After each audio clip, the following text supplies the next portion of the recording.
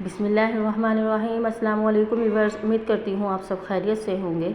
आज की वीडियो में मैं आपको बताने वाली हूँ मच्छर हमें सूंघकर क्यों काटते हैं। यकीनन ये बात आपके लिए हैरानगी साबित होगी कि मच्छर हमें सूंघते हैं पहले, उसके बाद वो हमें काटते हैं।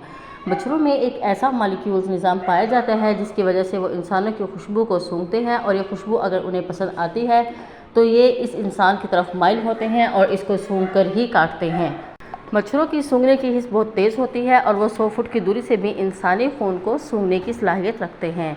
इंसानी खून के ग्रुप इसके साफ खून का शुगर लेवल और इंसान के जिस्म पर मौजूद जरासीम मच्छरों को अपनी तरफ राग़िब करता है।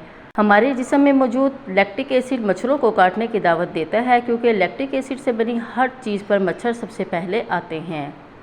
ब्लड ग्रुप ओ मच्छरों को सबसे ज़्यादा पसंद होता है और दूसरे नंबर पर ए ग्रुप जायकादार होता है।